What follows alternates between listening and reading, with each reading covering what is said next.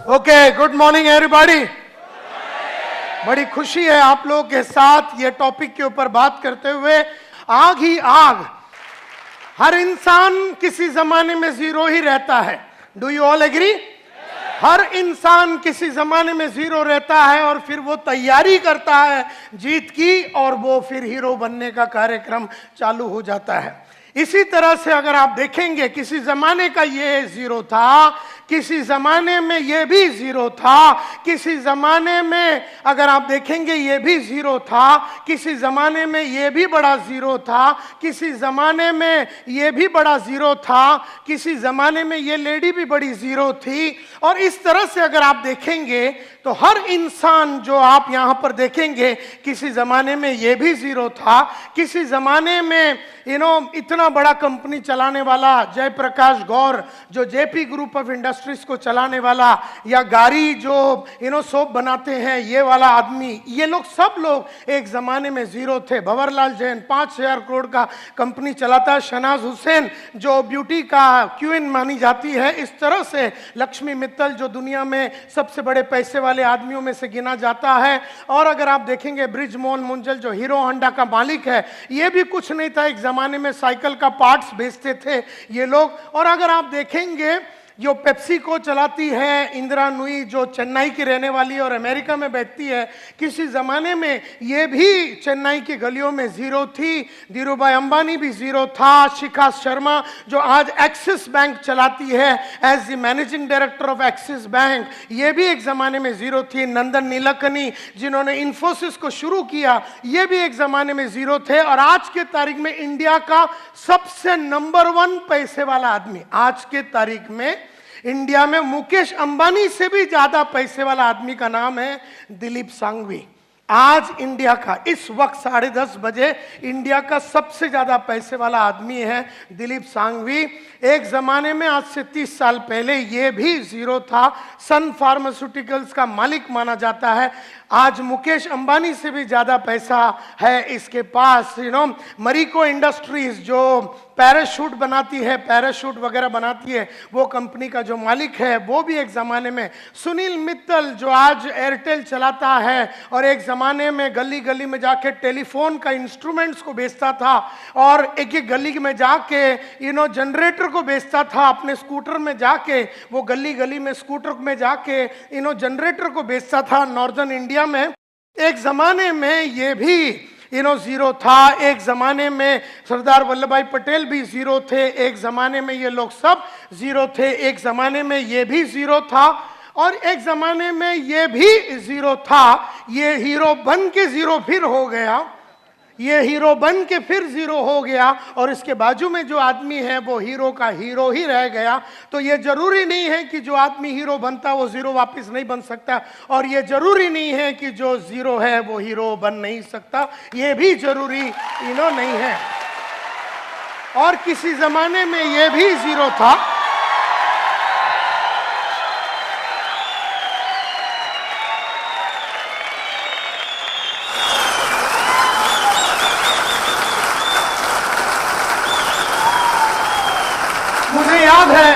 मुझे याद है मैं साहब को मिला था, मोहम्मद माजिद साहब को मिला था 2007 में केरला में।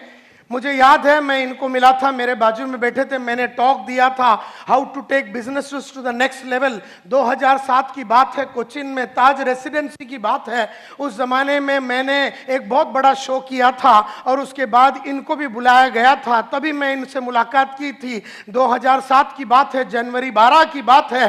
तो ये इंसान को मैं तब से जानता हूं, तो आपको इस कंपनी में विश्वास न करने का कारण ही नहीं है,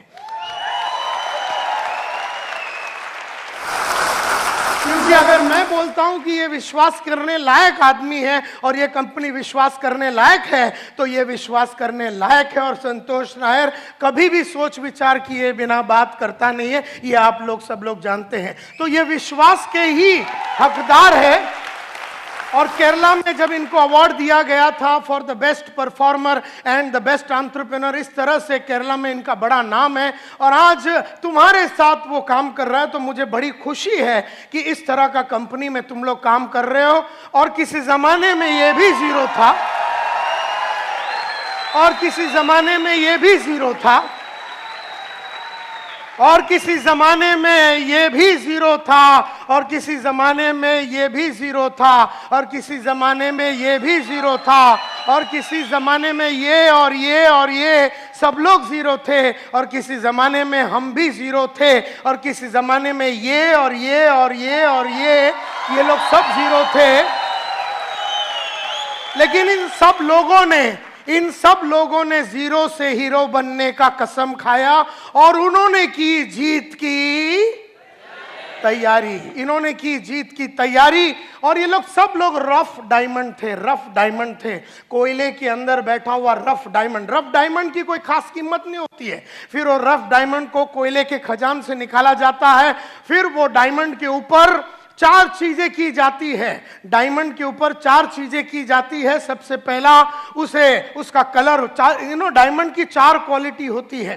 खास करके डायमंड की सबसे पहली क्वालिटी कलर, जो उसका नेचुरल कलर है उस पर आप कुछ नहीं कर सकते। मतलब अंदर का जो आदमी का नेचुरल जो कैरेक्टरिस्टिक्स है, जो फितरत है ना, उसको बदला नहीं जा सकता, क्योंकि अगर वो बेईमान है तो वो बेईमान है। कहने का मतलब ये है कि जो फितरत है वो बदला नहीं जा सकता, अनलेस वो बहुत मेहनत करके अपने आप में काफी परिवर्तन अगर वो लाता है तो कहने का मतलब ये है कि डायमंड की नेचुरल क्वालिटी में कलर आता है, क्लैरिटी आता है, कैरेट आता है, लेकिन नेचुरल क्वालिटी में एक चीज बिल्कुल नहीं आता है, और वो है कट। तो इंसान लोग डायमंड को करते हैं, लेकिन हम लोगों को कोई कट नहीं कर सकता। जैसे डायमंड को उठा के उसको छीनी हथौड़ी मार के उसको रफ डायमंड से क्रूअल डायमंड से उसको पॉलिश करके उसको कट करके अलग अलग जगह पे उसको फटका मार के उसको कट करके उसके अंदर वो क्लैरिटी को लाया जाता है। इस तरह से आपको अगर जीत की तैयारी करनी है, अगर आपको जीरो से हीरो बनना है, तो आपको अपने आप को कट करना पड़ेगा। आपको अपने आप को अलग अलग तरीके से तकलीफों में डालना पड़ेगा, क्योंकि जब आदमी को कट किया जाता है तो वो बहुत तकलीफ से और बहुत अड़चनों से गुजरता है। तो जो इंसान अड़चनों में गुजरता है वो अपने आप को कट करता है, जो पढ़ता लिखता है वो अपने आप को कट करता है, जो ऑडियो वीडियो सुनता है, जो ट्रेनिंग प्रोग्राम में आता है, जिसका गोल बड़ा क्लियर है, वो सब लोग वो इंसान होते हैं, वो जबरदस्त तरीके से अपने आप को कट करते हैं। और जब वो कट करते हैं वो आग से गुजरते हैं।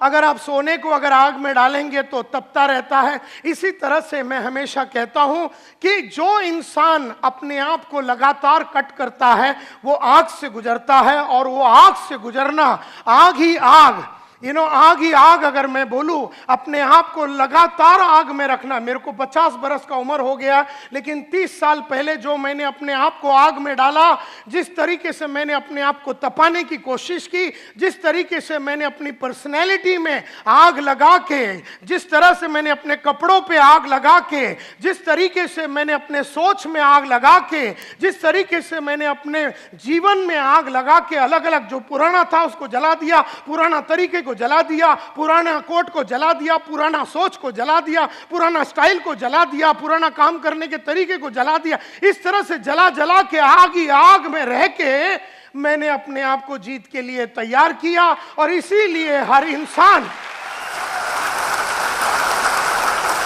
और जो इंसान इस तरह से आग में खेलता है, जो इंसान इस तरह से अपने आप को तैयार करता है, वही इंसान सक्सेसफुल होता है, वही इंसान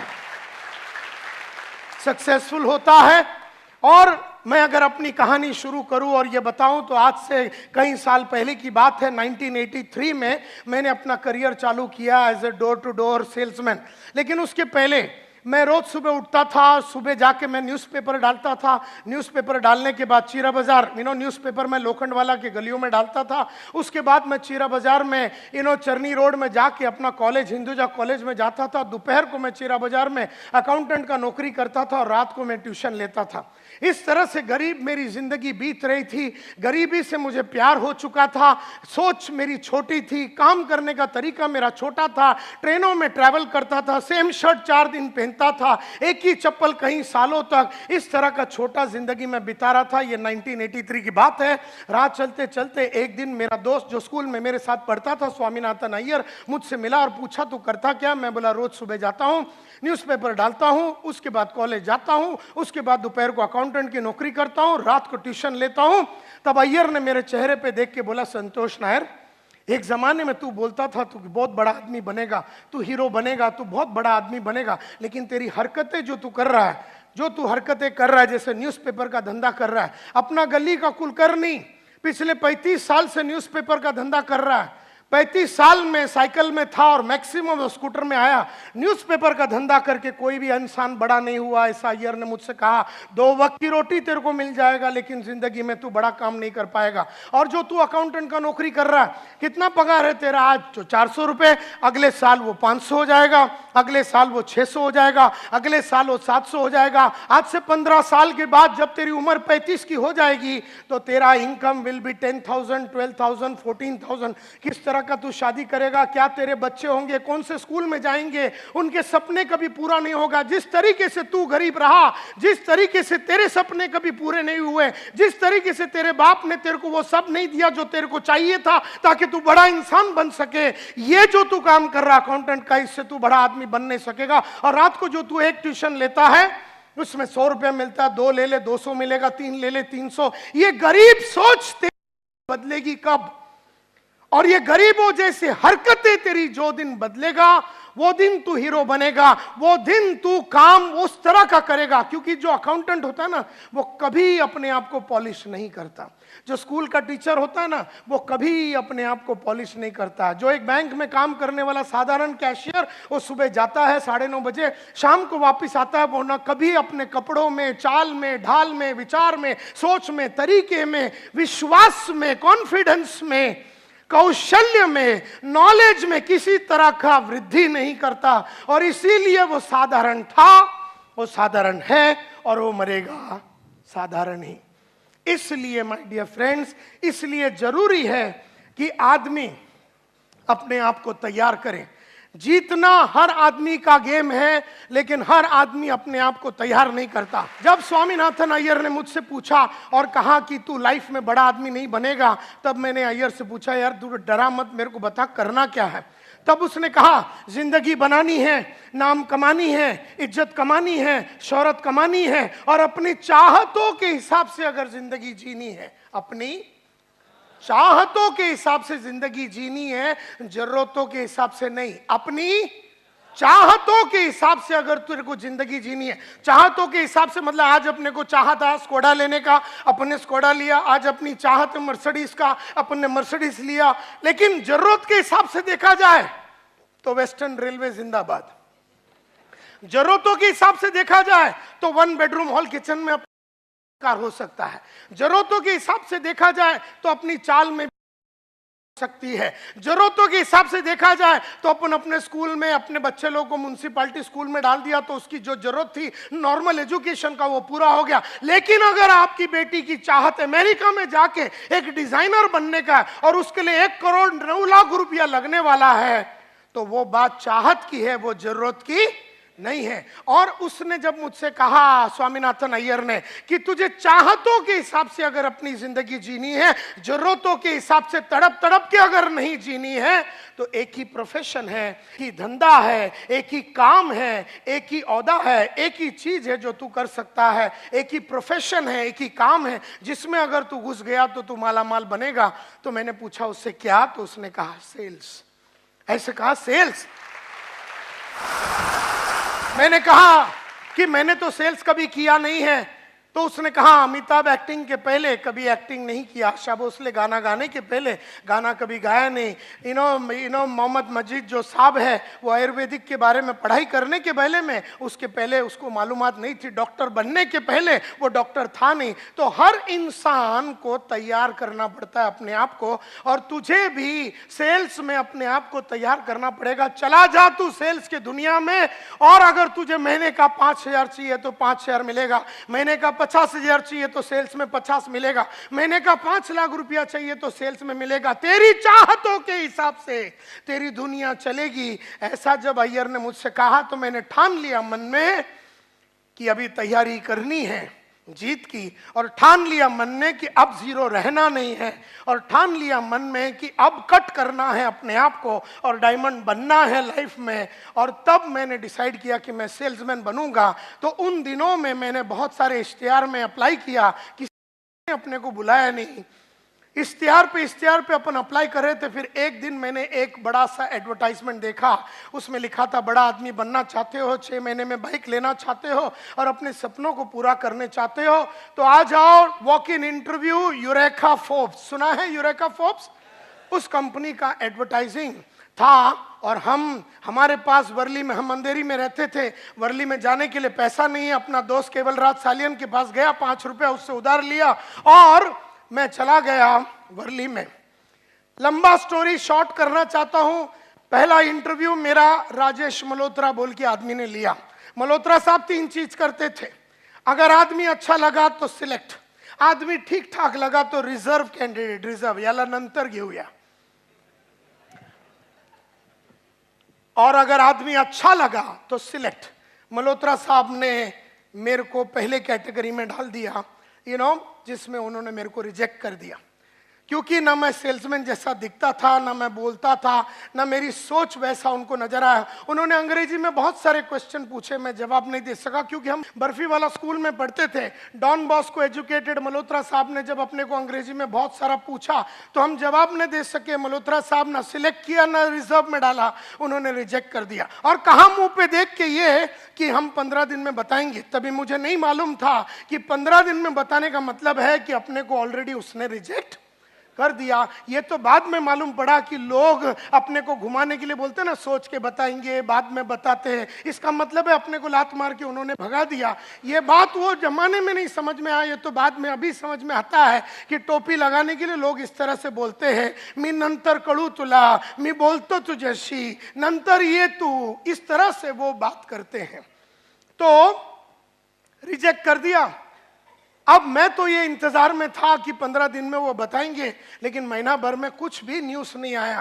कहानी ऐसी जाती है कि मल्होत्रा साहब ने तो रिजेक्ट कर दिया, लेकिन बंबई आधा वो संभालते थे, आधा बंबई गुप्ता साहब बोल के दूसरा मैनेजर संभालते थे। उनको आदमियों की जरूरत पड़ी, वो मल्होत्रा साहब के पास गए और उन्होंने कहा, यार तूने बहुत सारे आदमियों को लिया है, लास्ट टाइम मैंने देखा वॉक इन इंटरव्यू में तेरे इधर 200-300 आदमी लोग आए थे, तो तेरे पास कोई कैंडिडेट है सिलेक्टेड तो मुझे दे दे। मुझे एक लोकेशन और एक ग्रुप चालू करना, एक टीम चालू करना। तो मल्होत्रा साहब ने कहा कि ये टाइम तो बहुत अच्छे आदमी नहीं मिले, इसके लिए मैंने सबको, थोड़ा ही मिला मेरे को सिलेक्टेड, तो मेरे पास नहीं है सिलेक्टेड कैंडिडेट। अच्छा, बोले तेरे पास कोई रिजर्व कैंडिडेट है तो वो दे दे, मैं उससे ही टीम चालू करता हूँ, गुप्ता साहब ने कहा। तो उन्होंने कहा नहीं यार, मेरे पास रिजर्व कैंडिडेट भी नहीं है, मैंने सबको सिलेक्ट करके ले लिया। अच्छा, बोले तेरे पास रिजेक्ट माल तो होगा तो वो ही दे दे मेरे को। तो मल्होत्रा साहब को गुप्ता साहब को मल्होत्रा साहब ने वो जो 150-200 आदमी जिसको उन्होंने रिजेक्ट किया था, वो रिजेक्टेड आइटम का सब फॉर्म दे दिया, उसमें अपना भी नंबर था। उस रिजेक्टेड फॉर्म के अंदर तो वो सब जीरो के फॉर्म से, वो सब जीरो वाले थे, वो जीरो के फॉर्म से गुप्ता साहब ने मालूम नहीं कौन सा टेक्निक यूज करके उसमें से छाटम छाट करके अपने को एक टेलीग्राम भेजा। ये 1985 की बात है, उस जमाने में एसएमएस वगैरह नहीं होता था, टेलीग्राम होता था।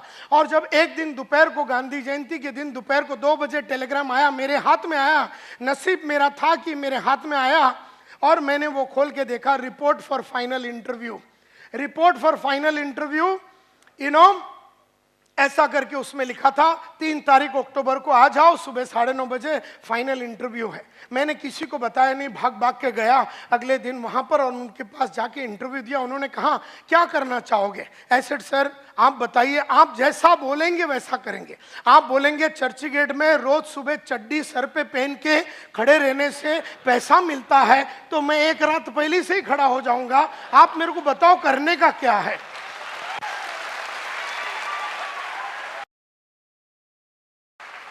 तो इस तरह से मैंने उनसे पूछा, उसने कहा कि क्या कर, मैं बोला सर मेरे को पैसे चाहिए। बोलता ये लाइन में बड़ा इज्जत है, नाम है, शौर्य। मैं बोला इज्जत बिज्जत नहीं चाहिए, अपने को रोकड़ा चाहिए, क्योंकि 18 महीने से भाड़ा नहीं भरा है महाराष्ट्र हाउसिंग बोर्ड को।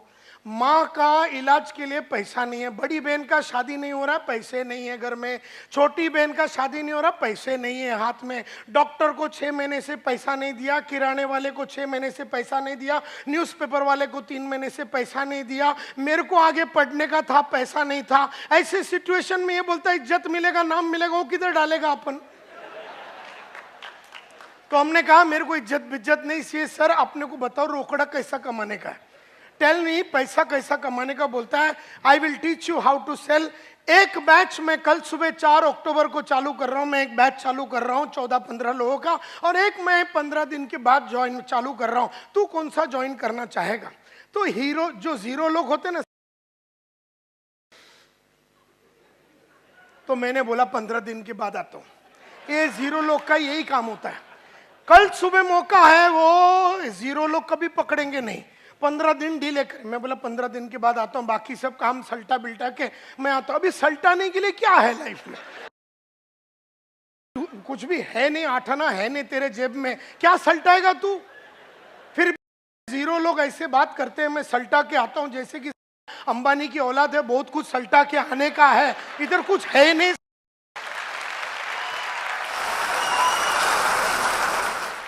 तो गुप्ता साहब ने कहा कि अगर तू कल सुबह ज्वाइन करता है तो तेरे को लाइफ में 15 दिन का एडवांटेज रहेगा, जिंदगी में तू हमेशा 15 दिन आगे रहेगा। 15 दिन में तेरे को मार्केट के बारे में खबर मिल जाएगा, 15 दिन में प्रोडक्ट के बारे में समझ आ जाएगा, 15 दिन में सेल्स के बारे में समझ आएगा, 15 दिन में तेरा नॉलेज बहुत बढ़ जाएगा। ये बात 0 को समझ में आया। इसका मतलब है कि अंदर हीरो बनने की चाहत थी अपने में, तभी वो समझ में आया। क्योंकि कई लोग जो 0 है ना, उनको कुछ भी अच्छा बोले दिमाग में बात जाता ही नहीं है। मतलब क्या है, पैदाइशी 0 है, स्ट्रक्चरल डिफेक्ट है, और वो 0 ही रहेगा। देयरफॉर 0 वही आदमी रहता है जो वातावरण से आया हुआ इंफॉर्मेशन, वातावरण से गुप्ता साहब ने जब इंफॉर्मेशन दे रहा है कि भैया हीरो बनने के लिए ये कलाकारी मैं सिखाऊंगा, कल सुबह आता है क्या, तो पकड़ लिया मैंने वो अपॉर्चुनिटी और कहा कि यस सर कल से आता हूं। तो वहां से अपना जो हीरो बनने का कार्यक्रम शुरू हुआ। आज उस बात को 30 साल हो गए, मैंने मुड़ के पीछे कभी देखा नहीं है। यू नो, उस जमाने में यूरेका फोर्ब्स में आदमी 4 वैक्यूम क्लीनर बेचता था महीने का एवरेज। 3,500 सेल्समैन होते थे हमारे कंपनी में, और 3,500 सेल्समैन का एवरेज निकालेगा तो वैक्यूम क्लीनर जो साफ सफाई करने का जो मशीन है उसमें एवरेज 4 का बिकता था। हर आदमी 4 बेचता था, 2, 3, और अगर आपने 6, 7 बेच दिया तो आपका ब्रांच मैनेजर आपको बढ़िया होटल, उड़पी होटल है गुरुदेव बोल के सामने, उसमें वो लेके जाता था। और अगर आपने 10, 12 बेच दिया तो आपका रीजनल मैनेजर आपको उससे भी बढ़िया होटल में, एयर कंडीशन होटल में लेके जाके खाना भी ना खिलाएगा। और अगर आपने 12 या 14 बेचा तो आपका कंपनी का मैनेजिंग डायरेक्टर, हमारा कंपनी का मैनेजिंग डायरेक्टर अखिल मार्फतिया, अपना स्टैंडर्ड 2000 रोवर कार, जो उस जमाने में सबसे महंगा गाड़ी होता था, उसमें आता था और ज्वेल ऑफ इंडिया बोल के एक रेस्टोरेंट है वर्ली में, वहां लेके जाता था। तुमको बियर चाहिए, चिकन चाहिए, जो भी चाहिए खिलाएगा, और बदन का कोई भी पार्ट पे चुम्मा लगाने को रेडी था। अगर तुमने 14 बेचा और मार्फतिया साहब को बोला इधर चुम्मा लगाओ, तो वो तेरे कुंडी में चुम्मा लगाएगा, क्योंकि उसको सेल्समैनों से बहुत प्यार था। उसको लगता था कि जो 14-15 बेचता है वो बापू है, बापू। और वो जमाने में अपना 5 दिन का ट्रेनिंग हुआ, 4 अक्टूबर को ज्वाइन किया, 11 अक्टूबर को ग्रैंड रोड बाजार में अपन उतरा। You know, my territory was red light area. मेरे को मेरे बॉस ने बोला उधर जा। मैं बोला सर उधर कैसा माल बेचेंगे, वैक्यूम क्लीनर? बोलता उधर बहुत पोटेंशियल है। तो मेरे को लगा कि गुप्ता साहब जाते होंगे तो उनको पोटेंशियल के बारे में ज्यादा मालूम है, तो मैंने मन में ठान लिया कि मैं उधर ही बेचेगा। लेडीज एंड जेंटलमैन, मुझे खुशी है कि 20 दिन में मार्केट में था वो एरिया के अंदर 26 वैक्यूम क्लीनर बेचा मैंने पहले महीने में। तो सबको लगा कि फ्लूक में हुआ, मेरे को भी लगा फ्लूक में हुआ। कभी कभी अपन डायमंड भी फ्लूक में बन जाते, अपने को पता ही नहीं चला बना कैसे, लेकिन बन गए, तो इसी तरह से 26 बिका ऐसे फ्लूक में। ऐसा मुझे भी लगा, दुनिया को लगा, लेकिन फ्लूक नहीं था, क्योंकि अगले महीने में मैंने 32 बेचा, उसके अगले महीने में मैंने 33 बेचा, उसके अगले महीने में मैंने 36 बेचा, उसके अगले महीने में 37 बेचा, उसके अगले महीने में 39 बेचा, उसके महीने में 41 बेचा, उसके अगले महीने में 43 बेचा। लेकिन मैंने जीवन में पिछले महीने से कम कभी नहीं बेचा, कभी नहीं बेचा। तो उन्होंने मेरे को इंडिया का नंबर 1 सेल्समैन बन गया, इंडिया का रातों रात नंबर 1 सेल्समैन मैं बन गया। तो उन्होंने मेरे को ग्रुप लीडर बना दिया, मेरे साथ 4 आदमी डाल दिया, इंडिया का नंबर 1 ग्रुप लीडर बना। तो उन्होंने 12 आदमी दे दिया एक ग्रुप लीडर के साथ, मैं इंडिया का नंबर 1 सेल्स सुपरवाइजर बना। तो उन्होंने फिर मेरे को ब्रांच मैनेजर बनाया, 29 आदमी दिए, मैं इंडिया का नंबर 1 ब्रांच मैनेजर बना।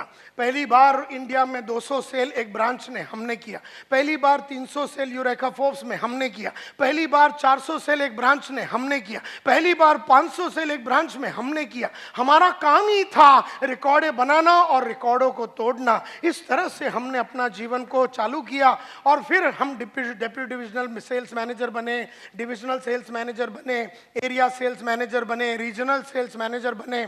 और फिर उसके बाद सीज फायर बोल के फायर एक्सटिंग्विशर कंपनी, लाल कलर का जो फायर एक्सटिंग्विशर है, उस कंपनी में डीजीएम बने और जनरल मैनेजर बने। और फिर उसके बाद एक ट्रेनिंग कंपनी टीम प्रोडक्टिविटी बोल के कंपनी में वाइस प्रेसिडेंट बने और वहां का हम डायरेक्टर बने। और 15 साल पहले हमने स्मार्ट बोल के ये ट्रेनिंग कंपनी शुरू की, जो इंडिया का जाना माना ट्रेनिंग कंपनी, हिंदुस्तान यूनिलीवर होवे, कोको कोला होवे, प्रॉक्टर एंड गैम्बल होवे, फोर्ड होवे, हुंडई होवे, महिंद्रा एंड महिंद्रा होवे, एशियन पेंट्स होवे, दुनिया की बेहतरीन कंपनियों को ट्रेन करने के बाद आज से करीबन 8-9 साल पहले हमने कहा कि अब ये बड़े कंपनियों को छोड़ देंगे और small medium nano micro enterprises, जो छोटे धंधे वाले 10 करोड़ 100 करोड़ 25 करोड़ 50 करोड़ ऐसे लोगों के साथ काम करेंगे। और आज हम लोगों का कंपनी पूरा छोटे और मीडियम एंटरप्राइजेस के धंधे वालों के लिए काम करती है। इस तरह से एक भयंकर 120 जन का कंपनी को हमने बनाया।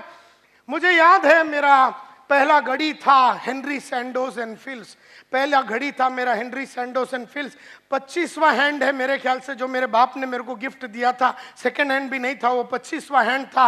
25 रुपया का लिया था मेरे फादर ने, वो मेरा पहला घड़ी था। मैंने टारगेट रखा कि मैं 500 रुपया का सिटीजन कॉर्ड्स खरीदूंगा मेरे पहले पगार से, और मैंने वो खरीदा। उसके बाद मैंने लक्ष्य रखा, पर्पस रखा, गोल रखा कि अब मैं 1200 का घड़ी खरीदूंगा, टाइटन क्लासिक खरीदा। फिर मैंने लक्ष्य रखा कि मैं 5000 का घड़ी खरीदूंगा, फिर मैं 50,000 का घड़ी खरीदूंगा। फिर लक्ष्य रखा 1 लाख, 2 लाख, 3 लाख, 4 लाख, 5 लाख, 5,60,000 रुपए का मैंने घड़ी का टारगेट रखा और मैंने रोलेक्स का घड़ी 5,60,000 का खरीदा। मुझे याद है मेरा जो पहला पेन होता था वो 2 रुपए का शार्प का पेन होता था, जो वेस्टर्न रेलवे में अपन ट्रेन में जब जाते हैं तो वो बेचने के लिए आदमी आता है। तब मैंने टारगेट रखा कि मैं विल्सन का पेन रखूंगा 40 रुपया का, 40 रुपए का विल्सन का पेन रखता था। उसके बाद मैंने बोला कि अब मैं पेन रखूंगा 100 रुपए का, और फिर वो 100 रुपए का मैं फ्लेयर का पेन रखता था। उसके बाद 400 रुपए का शेफर का पेन रखता था, 1000 रुपए का सिल्वर क्रॉस पेन रखता था, 2000 का गोल्ड क्रॉस पेन रखता था, 25,000 का मॉन्ट ब्लैंक रखता था। आज 3 लाख रुपए का 3 लाख रुपए का अपन पेन अपने इधर जेब में लगा के घूमते हैं। मुझे याद है माय डियर फ्रेंड्स, मुझे याद है माय डियर फ्रेंड्स कि मेरा पहला महीने का सैलरी था 500 रुपया। फिर मैंने कहा, लक्ष्य रखा कि अब मैं 5,000 रुपया कमाऊंगा महीने का। भागा भागा भागा, अपने आप में परिवर्तन लाया, कपड़ों में परिवर्तन लाया, बोली में परिवर्तन लाया, चाल में परिवर्तन लाया, सोच में परिवर्तन लाया, सोच में कंप्लीट परिवर्तन लाया। और फिर हमने कहा 50,000 रुपये महीने का कमाएंगे, फिर हमने कहा 2 लाख महीने का कमाएंगे, फिर हमने कहा 5 लाख रुपये महीने का कमाएंगे। जब हम 5 लाख रुपये महीने का कमाते थे, हमने लक्ष्य रखा, पर्पस रखा, गोल रखा कि अब ये महीने का कार्यक्रम नहीं चलाएंगे, अब हमको दिन का चाहिए।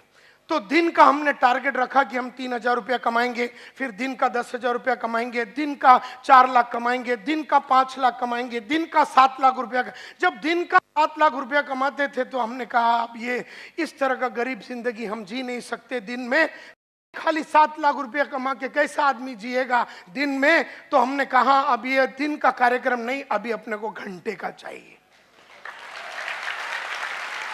तो हमने घंटे का फिर रखा 10,000 रुपया, फिर घंटे का 20,000 रुपया, फिर घंटे का 3 लाख रुपया। इस तरह से हमने अपना जीवन को बिताया। जैसे जैसे पैसा ज्यादा कमाने का था हमने अपना नॉलेज को बढ़ाया, अपने नॉलेज को बढ़ाया, कई किताबें पढ़ी, ऑडियो देखे, वीडियो देखे, नॉलेज को कंप्लीटली बदला और फिर उसके बाद एटीट्यूड्स में बदलाव लाया और बहुत सारे 5 लाख रुपया पर घंटे के लिए कमाने के लिए जो स्किल्स लगता है, कौशल्य लगता है, सेलिंग स्किल्स लगता है, नेगोशिएशन स्किल्स लगता है, प्रेजेंटेशन स्किल लगता है, लीडरशिप स्किल लगता है, चेंज मैनेजमेंट स्किल्स लगता है, इंटरव्यूइंग स्किल्स लगता है, बहुत कौशल्य लगता है कमाने के लिए। देयरफॉर बहुत सारे अलग अलग कौशल्य डेवलप किया। और फिर अगर आपको बहुत सारा कमाना है और आगे बढ़ना है तो आदतें बदलनी पड़ेंगी। तो आदतों में बहुत परिवर्तन लाया, बहुत ज़्यादा परिवर्तन लाया। सुबह उठने की आदत, टीवी ना देखने की आदत और पढ़ाई करने की आदत, झूठ ना बोलने की आदत, आधा महीने में पूरा महीने का काम करने का आदत, टाइम वेस्ट ना करने की आदत, ऐसी बहुत सारी आदतें डाली। और therefore knowledge, attitude, skills, habits और स्ट्रेटजीज लगातार अपने क्लाइंट्स को बदलता रहा। एक जमाने में जो क्लाइंट मेरे को 20,000 रुपया देता था तो उसके सामने खड़े रह के डांस करता था।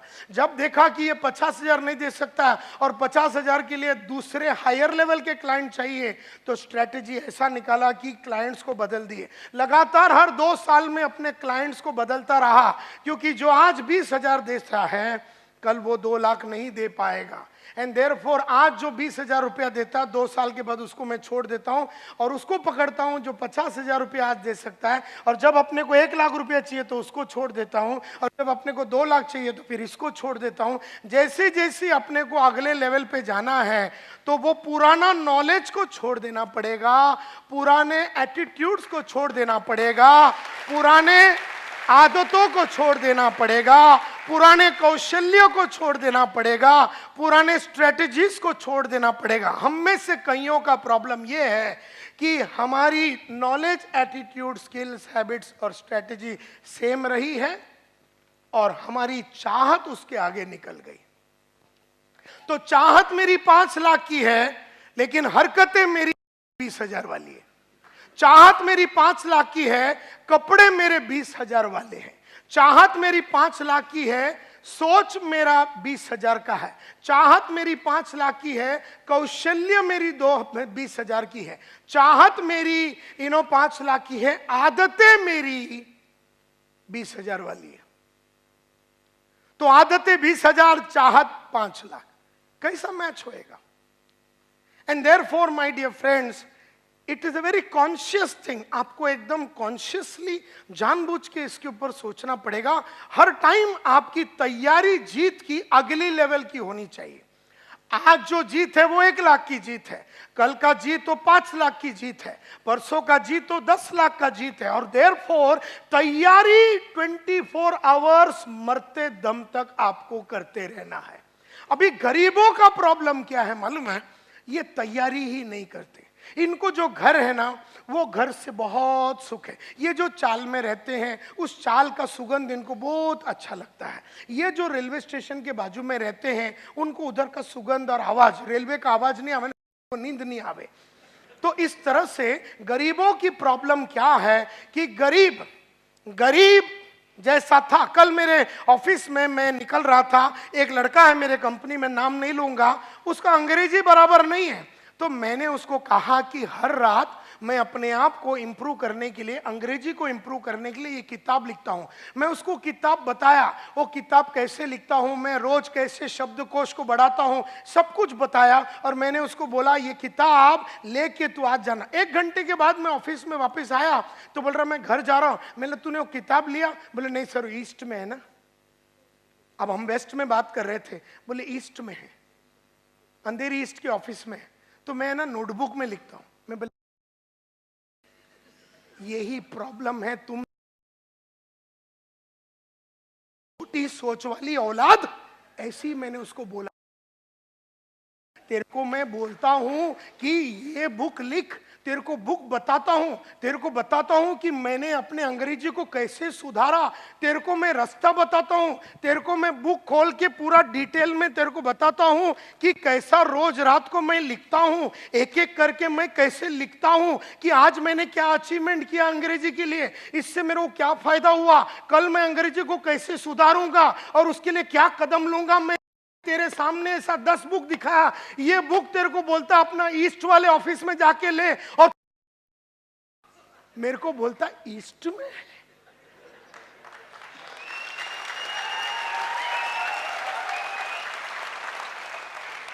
यही बात करने के लिए मैं 3 लाख रुपया लेता हूं तेरे को फ्री में, तू हमारे कंपनी में काम करता है, तो बोलता मैं नोटबुक में लिखूंगा।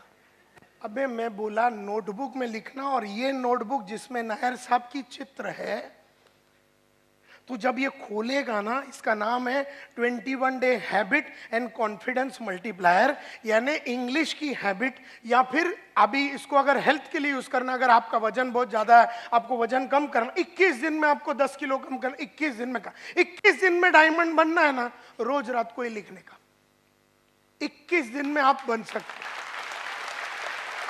कुछ भी आपको अंग्रेजी सीखना है 21 दिन में आप सीख सकते हैं, आपको अरबिक सीखना है 21 दिन में। जब मैंने उसको बताया ये सब बातें, तो बोलता मैं नोटबुक में लिखूंगा।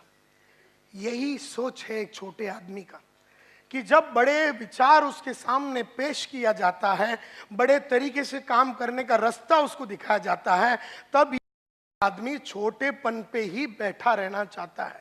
यही प्रॉब्लम है इस दुनिया का, क्योंकि वो उसको मैं बोलता हूं तैयारी कैसा करने का, उसको समझ में नहीं आ रहा। वो ये बुक छोड़ के अंधेरी ईस्ट तक जाने के लिए आधा घंटा पौना घंटा लगेगा, और रिटर्न आना, यानी बदन को जो तकलीफ लगेगा, फिजिकल पेन जो लगेगा, जो तकलीफ लगेगा, खर्चा लगेगा, और वहां जाके उसको लाना, उसने उस चीज को पोस्टपोन ही कर दिया। And that is why a large number of people अपने आप को बना नहीं सकते हैं, क्योंकि वो तैयारी जीत की नहीं कर रहे, वो हमेशा तैयारी हार का कर रहा है। वो आदमी जिसकी हरकत कल थी, वो जीत की तैयारी नहीं थी, वो हारने की तैयारी थी। तो जीतने वाले उसको लेसन सिखा रहे, लेकिन हारने वाले को इतनी जमाने से हारने की आदत, क्योंकि उसका उम्र 35 का है और 15 साल से जानता है कि मेरी अंग्रेजी खराब है, और 6 महीने में अंग्रेजी सुधार सकता है अगर वो मन में ठान लेगा। लेकिन गरीबों की प्रॉब्लम यही है कि तैयारी और जीत के लिए आगे बढ़ने की तैयारी करने से कतराता है। ये प्रॉब्लम है उसका। देयरफॉर मैं यहां खड़े रह के मुजरा करूं या कुचिपुड़ी करूं या भरतनाट्यम करूं, गरीबों को ठेंगा कोई फर्क पड़ने वाला नहीं है। अगर कल रात को आप चाल में गाली दे रहे थे अपने आप को कि कैसे मैं 2 बेडरूम हॉल किचन में जाऊं, आप अस्वस्थ थे, आपकी छोटी जिंदगी से आप परेशान थे, आपका लड़का या लड़की छोटे स्कूल में जा रहे और कॉन्वेंट में नहीं जा रहे, इससे आपको गुस्सा आता है, तो ही आप कदम लेंगे। लेकिन आप ये सोचते मैं तो पढ़ा नहीं, मेरा लड़का म्युनिसिपैलिटी में जाता है, बहुत बढ़िया। तो प्रॉब्लम ये है माय डियर फ्रेंड्स कि तैयारी जो जीत की होती है, वो हर आदमी जब जीतने के लिए तैयार होता है वो जीरो रहता है और उसे हीरो बनना पड़ता है। इस तरह से मुझे याद है कि मेरा पहला जो गाड़ी था, पहला जो बाइक था, वो मैं वेस्टर्न रेलवे में जाता था। उसके बाद मैंने पहला सेकेंड हैंड कावासाकी बजाज खरीदा। फिर मैंने कहा कि इसके ऊपर ज़्यादा देर में वक्त नहीं बिताऊंगा, तो मैंने राजदूत 175 टेलीस्कोपिक सस्पेंशन वाला बाइक लिया। उसको मैंने थोड़े दिन चलाया, मैं बोला इसको ज़्यादा दिन नहीं चलाऊंगा। सेकेंड हैंड प्रीमियर पद्मिनी का लक्ष्य रखा। जो दिन मैंने वो खरीदा वही दिन हमने लक्ष्य रखा कि हम मारुति 800 लेंगे। जो दिन हमने मारुति 800 लिया, उसी दिन उसी क्षण जब उसको महालक्ष्मी टेम्पल में लेके जाके पूजा करके वापस आ रहे थे। हमने अगला गाड़ी मारुति एस्ट्रीम 6,35,000 रुपए का टारगेट रखा। जो दिन हम सिद्धि विनायक से उसको पूजा करके ला रहे थे वही दिन 15 लाख हुंडई सोनाटा का टारगेट रखा। जो दिन उसकी पूजा करके वापस ला रहे थे उसी दिन हमने टारगेट रखा कि Mercedes C class E class लेंगे 54 लाख रुपए का। जो दिन 54 लाख का मर्सिडीज लिया उसी दिन हमने लक्ष्य रखा कि एस क्लास मर्सिडीज लेंगे। जो दिन हमने एस क्लास मर्सिडीज लिया 6 करोड़ का रोल्स रॉयस लेने का, वही दिन टारगेट हमने सेट कर दिया। तो पैसा हो, घड़ी हो, गाड़ी हो, लाइफ हो, 2 बेडरूम हो, 3 बेडरूम हो, 4 बेडरूम हो, कंपनी हो, ये सब चीजें जैसा अपने को चाहिए था वैसा अपने को मिला, क्योंकि अपन ने जीत की तैयारी की। हम जीरो थे लेकिन हम हीरो बनना चाहते थे। हम रॉ डायमंड थे, हम कट करने को रेडी थे, हम औरों को कट करने को देने के लिए रेडी थे। हमने अपने बॉस के सामने अपने आप को निछावर किया और बोले सर आप बताओ ये बदन से क्या होना चाहिए, ये मन से क्या होना चाहिए, ये बॉडी से क्या होना चाहिए। उन्होंने कहा कि ये चीजें अगर आप करेंगे तो आप सक्सेसफुल होंगे। ऐसे अनकंडीशनली अपने आप को सरेंडर किया, ऐसे अनकंडीशनली अपने आप को सरेंडर किया अपने बॉस लोग के सामने, अपने अपलाइन के सामने, अपने कलीग्स के सामने। जो बोला गया है, जैसा बोला गया है, हजारों किताबें पढ़ी, किताबों में जो लिखा है, हजारों सीढ़ियां सुनी, जो सीढ़ी में लिखा हुआ है, बोला हुआ है, वैसे का वैसा पॉइंट टू पॉइंट डिक्टो वो मैंने किया। अपना दिमाग कभी मैंने नहीं लगाया।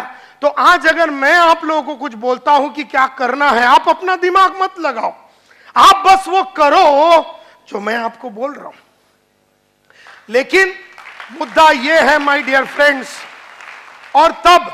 और ये इस तरह से जब आप आदमी करेगा तो ये कहा जाता है कि वो आग में आज भी तप रहा है। हर दिन मैं 1 घंटा रीडिंग करता हूं, हर दिन मैं रोज रात को ऐसे 3 किताबें लिखता हूं जो मेरे 1 से सवा घंटा ले लेता है। इस तरह से मैं जो चीजें करता हूं 1 से सवा घंटा रोज मैं जीत की तैयारी करते हूं। और जबकि मेरा कमाई दिन का 5-1 लाख रुपया है, तब मैं सवा घंटा रोज रात को ऐसी किताबें लिखता हूं। तो समझ लो कि तुम्हें कितना तैयारी करना पड़ेगा, कितना एफर्ट डालना पड़ेगा। आज हम ये स्टेज पे आ गए हैं, फिर भी हमने पढ़ाई लिखाई को बंद करने से इनकार किया। हम कभी ये मानते ही नहीं है कि माझ्याकडे काही आहे आणि मला काही कळतं। अपने को कुछ नहीं आता है, अपन एकदम सिंपल आदमी है, अपने को जमाने के बारे में कुछ नहीं मालूम। मैं रोज रात को पढ़ता हूँ, रोज रात को अपने आप को अपग्रेड करता हूँ, और इसीलिए 30 साल से रेगुलरली सक्सेस मिला। कईयों को 1 साल सक्सेस मिलता है, फिर नीचे चला जाता है, फिर 6 महीना गायब रहता है, फिर थोड़ा सक्सेस मिलता है, फिर वो नीचे चला जाता है, फिर थोड़ा मिलता है, फिर वो गाँव चला जाता है, फिर नीचे चला जाता है। इस तरह से लाइफ बढ़ता नहीं है, इस तरह से लाइफ बनता नहीं है। तो माय डियर फ्रेंड्स, मुझसे लोग देयरफॉर पूछते हैं कि सर ये सभी लोग जो थे जिनके बारे में आपने कहा जो जीरो थे और हीरो बने कैसे, तो मैंने स्टडी किया उनके लाइफ को, मेरे लाइफ को, और दुनिया के बेहतरीन विश्वनाथन आनंद जो चेस प्लेयर है, दुनिया के बेहतरीन बैट्समैन, दुनिया के बेहतरीन एक्टर, इनके लाइफ को, दुनिया के बेहतरीन नेटवर्कर। मैं नेटवर्किंग इंडस्ट्री में 1989 में घुसा था। I was India first representative. 1988 में इंडिया का सबसे पहला रिप्रेजेंटेटिव था। डायरेक्ट सेल्स के लिए मेरे को भेजा गया बर्लिन में, जर्मनी में, वर्ल्ड डायरेक्ट सेल्स कांग्रेस में, जहां पर दुनिया की बेहतरीन वर्ल्ड कॉरपोरेशन का कॉन्फ्रेंस हुआ था। और आज से करीबन 30 साल पहले मैं पहली बार नेटवर्किंग से वाकिफ हुआ। तो मेरा पहचान और मेरी अंडरस्टैंडिंग और मेरी क्लैरिटी 30 साल पुरानी है। और मैंने इन 30 सालों में देखा कि लगातार कुछ लोग आगे बढ़ते हैं और कुछ लोग ऊपर नीचे, और कुछ लोग बढ़ ही नहीं रहे हैं, वो उठ ही नहीं पा रहे हैं। तो ऐसा क्यों हुआ? तो मैं एक वॉयज ऑफ डिस्कवरी में गया। मैंने कईयों की बायोग्राफी पढ़ी, ऑटोबायोग्राफी पढ़ी, मैंने बहुत सारे लोगों का मीटिंग किया, और मैंने बहुत सारे चीजें सोचा, और दुनिया की बेहतरीन MLM और नेटवर्क मार्केटिंग के लोगों से वर्ल्ड वाइड मिला। एमवे का मालिक, एवरीश्लेन का मालिक, एवॉन का मालिक, सब मेरे बाजू में बैठे रहते थे आज से करीबन 25-30 साल पहले। और उन सब लोगों को वर्ल्ड की सबसे बढ़िया कंपनी की, एमएलएम कंपनी की लोगों से मेरा उठना बैठना हुआ था 30 साल पहले। उन सब से सीखा और मैंने पूछा अपने आप से, दुनिया के लिए पूछा कि सक्सेस का फॉर्मूला क्या है। तब मुझे समझ में आया, success everybody wants it, yes और नो। मैंने देखा कि किसी को भी पूछो सक्सेस चाहिए, तो मुझे लगा कि हार्ड वर्क शायद सक्सेस का फॉर्मूला रहेगा। लेकिन मैं आज आपको बताना चाहता हूं, हार्ड वर्क का सक्सेस से कोई लेना देना नहीं है। क्योंकि अगर हार्ड वर्क ही सक्सेस का फॉर्मूला है तो मेरे बाजू में एक आदमी रिक्शा चला रहा, पिछले 30 साल से गरीब था, गरीब है, गरीब रहेगा। तो हार्ड वर्क का सक्सेस से कोई लेना देना नहीं है। हाँ, शायद हार्डवर्क एक चीज हो सकता है सक्सेस के लिए, एक एलिमेंट हो सकता है सक्सेस के लिए, लेकिन सिर्फ हार्डवर्क से आदमी लाइफ नहीं बना सकता। क्योंकि अगर सिर्फ हार्डवर्क करना है तो मजदूर लोग भी रोज हार्डवर्क करते हैं लेकिन उनका लाइफ सक्सेसफुल नहीं होता। देयरफॉर हार्डवर्क शायद सक्सेस का एक फॉर्मूला है, लेकिन सिर्फ हार्डवर्क से सक्सेस नहीं मिलता। फिर हमने देखा कि सीक्रेट ऑफ सक्सेस अगर जानना है तो क्या देखना है, हमें क्या यह देखना है कि आदमी ने क्या किया। तो आदमी ने, सचिन तेंदुलकर ने क्या किया, 50 सेंचुरी मारा टेस्ट में, 50 सेंचुरी मारा वनडे में। आदमी ने क्या किया सब देख रहे हैं। आदमी ने क्या किया, मोहम्मद माजिद साहब 40,000 करोड़ के मालिक है, आज इतना फैक्ट्री है, ये है, सेमी डायरेक्ट इतना वर्ल्ड वाइड कॉरपोरेशन है। आदमी ने क्या किया ये सब जानते हैं, लेकिन मुद्दा ये नहीं कि आदमी ने क्या किया, आदमी को वो किसने और क्या चीज ने करवाया ये जानना जरूरी है। कौन है जो सचिन तेंदुलकर से 50 सेंचुरी करवाया, क्या है जिसकी वजह से सचिन तेंदुलकर 50 सेंचुरी वनडे में मारा, 50 सेंचुरी मतलब टेस्ट मैच में मारा। वो क्या है जो नायर साहब को 7 लाख रुपया दिन का कमाने में मजबूर करती है। कौन कर रहा है उसे, क्या किया ये सब लोग जानते हैं कि वो 7 लाख कमा रहा है, लेकिन दैट इज नॉट इंपॉर्टंट। तो काय केला, दैट इज नॉट इंपॉर्टंट। कोणी त्याच्याशी हे करून घेतलं, क्या की, मतलब what made main do it, क्या चीज है जिन्होंने उनसे ये करवा के लिया, ये जरूरी है। क्योंकि अमिताभ बहुत बड़ा एक्टर है और करोड़ों रुपया कमाता है, व्हाट मेन डू, तो वो तो नजर आ रहा है कि वो क्या किया है, कि वो रोल्स रॉयस गाड़ी चलाता, ये तो दिखता है। लेकिन what made main do it, क्या चीज करने के वजह से वो रोल्स रॉयस तक पहुंचा, क्या चीज करने की वजह से वो 50 सेंचुरी मार सका, क्या चीजें करने से वो 7 लाख रुपया दिन का कमा सकता है, क्या चीज करने से। तो जब मैं इस स्टडी पे पहुंचा तो मैं समझ गया कि मैं ढूंढ रहा था the common denominator of success, कि वर्ल्ड में सक्सेस का कॉमन डिनोमिनेटर या कॉमन फैक्टर क्या है। मैं इस नतीजे पे पहुंचा कि दुनिया में सिर्फ सक्सेस का एक फॉर्मूला है, और ये मैं 500 बार बोल चुका हूं, लेकिन फिर भी जब जब मैं बोलता हूं तो मुझे याद आती है कि मुझे ये करते रहना है, हर दिन, हर शाम, हर घंटे मुझे करते रहना है। जानना और करने में बहुत फर्क है। जानने वाले लोग इंटेलिजेंट होते हैं, करने वाले लोग वाइज होते हैं।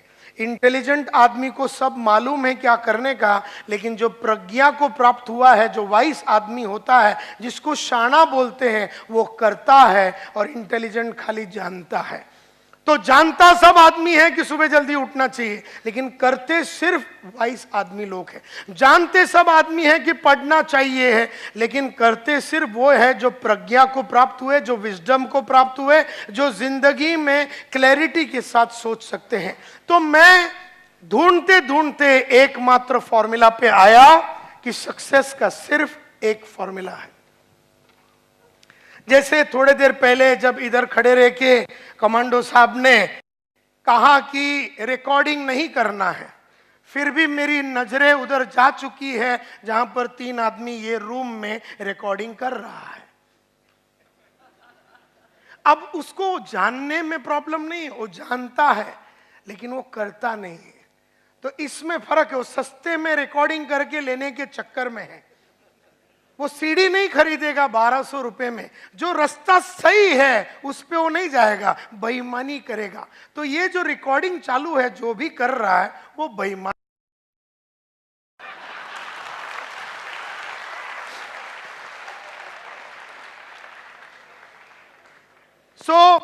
क्योंकि उसको बोलने के बावजूद समझ में नहीं आता। वो अनपढ़ गवार नहीं है, वो शाना समझता अपने आप को, लेकिन है वो गधा। समझने से शाना कोई नहीं होता, बनने से ही शाना होता है। तो सक्सेस का एकमात्र फॉर्मूला है और वो है ये: The secret lies in the fact that successful people form the habit of doing things that failures don't like to do. बड़ा सिंपल है। सक्सेस का फॉर्मूला सिर्फ एक ही है।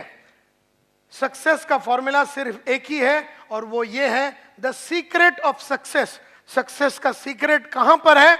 It is in the fact कि सक्सेसफुल लोगों ने वो करने की आदत डाली जो उन्हें अच्छा नहीं लगता। सक्सेसफुल लोगों में और अनसक्सेसफुल लोगों में फर्क सिर्फ इतना है कि सक्सेसफुल लोगों ने वो करने की आदत डाली जो अनसक्सेसफुल लोगों को करने को अच्छा नहीं लगता। सक्सेसफुल लोगों में और अनसक्सेसफुल लोगों में, कामयाब लोगों में और नाकामयाब लोगों में फर्क सिर्फ इतना है कि कामयाब आदमी ने वो करने की आदत डाली जो उसे अच्छा नहीं लगता और नाकामयाब आदमी हमेशा वो करता है जो उसे अच्छा लगता है। मुझे भी सुबह उठने को अच्छा नहीं लगता, तुम्हें भी सुबह उठने को अच्छा नहीं लगता, लेकिन रोज सुबह 5:15 बजे उठ के मैंने उठने की आदत डाली। मुझे भी पढ़ने को रोज 1 घंटा सुबह पढ़ने को अच्छा नहीं लगता, तुम्हें भी रोज सुबह 1 घंटा पढ़ने को अच्छा नहीं लगता, लेकिन रोज सुबह मैंने 1 घंटा पढ़ पढ़ के मैंने पढ़ने की आदत डाली। मुझे रोज सुबह जू बीच में जाके 1 घंटा चलने को अच्छा नहीं लगता, लेकिन रोज सुबह मैं और मेरी बीवी जू बीच में जाके चल के चलने की और एक्सरसाइज करने की आदत। मुझे भी रोज सुबह आधा घंटा मेडिटेशन करने को अच्छा नहीं लगता, तुम्हें भी वो चीजें करने को अच्छा नहीं लगता, लेकिन मैंने रोज सुबह आधा घंटा मेडिटेशन कर करके मैंने करने की आदत डाली। मुझे भी टीवी देखने को अच्छा लगता है, तुम्हें भी टीवी देखने को अच्छा लगता है, लेकिन मैंने नहीं देख के ना देखने की आदत डाली और तुम देख के देखने की आदत डाली। तुम जो भी कुछ हो तुम्हारी आदत के वजह से हो, मैं जो भी कुछ हूं मेरी आदत के वजह से हूं। सिंपल। मैंने वो किया जो अच्छा नहीं लगता, तुमने वो किया जो तुम्हें अच्छा लगता है। सिर्फ एक ही फॉर्मूला है सक्सेस का, और गरीब हो या अमीर हो सब पे लागू होता है एक कच फॉर्मूला: वो करो जो अच्छा नहीं लगता। मुझे भी बड़े बड़े लोगों को मिलने को अच्छा नहीं लगता, तुम्हें भी बड़े बड़े लोगों को मिलने को अच्छा नहीं लगता, लेकिन मैंने बड़े बड़े लोगों को मिल मिल के अपना बड़े लोगों को मिलने का कॉन्फिडेंस बढ़ाया। हम लोग छोटे लोगों को मिल के छोटे लोगों में खुश रहने की हमने आदत डाली। मुझे भी झूठ बोलने को अच्छा लगता है, तुम्हें भी झूठ बोलने को अच्छा लगता है, लेकिन मैंने नहीं बोल के न बोलने की आदत डाली। और कई डाउनलाइन ने अपने अपलाइन को टोपी लगा के टोपी लगाने की आदत डाली। मुझे भी रोज काम करने को अच्छा नहीं लगता, तुम्हें भी रोज काम करने को अच्छा नहीं लगता, लेकिन मैंने रोज काम करके रोज रेगुलरली काम करने की आदत डाली। तुमने कभी कभी काम करके कभी कभी काम करने की आदत डाली। तुम जो भी कुछ हो तुम्हारी आदत की वजह से, अमिताभ जो भी कुछ है उसकी आदत की वजह से, मैं जो भी कुछ हूं मेरी आदत की वजह से है। हम सब लोग जो भी कुछ है हमारी आदत की वजह। और मैं ये बोलता हूं क्वालिफिकेशन से कोई फर्क नहीं पड़ता है, एजुकेशन से कोई फर्क नहीं पड़ता है। तुम कहां से आए, तुम महाराष्ट्रन हो, हिंदू हो, मुसलमान हो, तुम सिख हो, ईसाई हो, तुम्हारा बाप गरीब था, तुम चाल में रहते थे, तुमने पढ़ाई किया नहीं किया, तुम्हारा सपोर्ट है सपोर्ट नहीं है, तुम्हारा अच्छा कांटेक्ट है नहीं है, तुम चाल में रहते थे बिल्डिंग में रहते थे, इससे कोई फर्क नहीं पड़ता।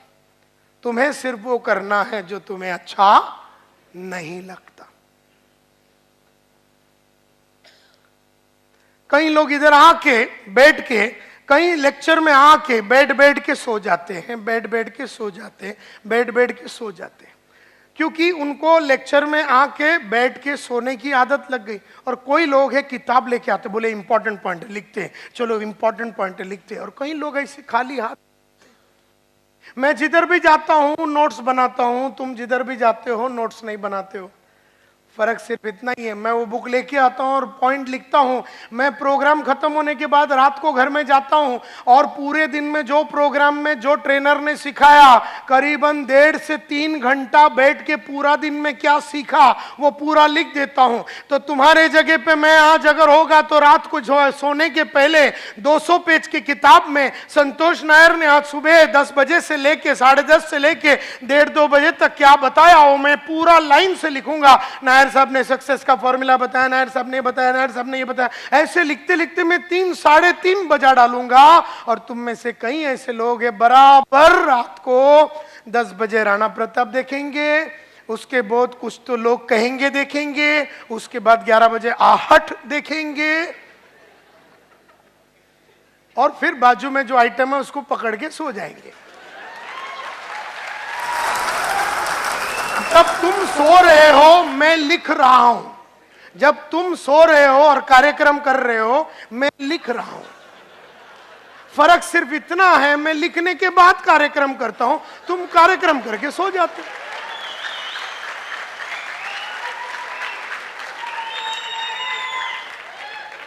तो जब तुम दूसरे दिन सुबह उठे, तुम सेम आइटम है, मैं जब उठा तो मैं बदल गया था।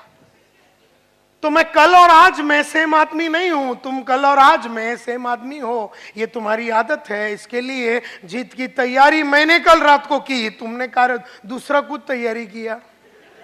मैं जीतने की तैयारी की, तुम मजा किया। मजा करने से जीतता नहीं है आदमी। मजा भी करना चाहिए, मैं ना नहीं बोलता हूं, घूमना चाहिए, फिरना चाहिए, टीवी देखना चाहिए, लेकिन अपना वो काम जो तुम्हें अच्छा नहीं लगता वो करने के बाद तुम्हें वो करना है, एंड नॉट बिफोर दैट।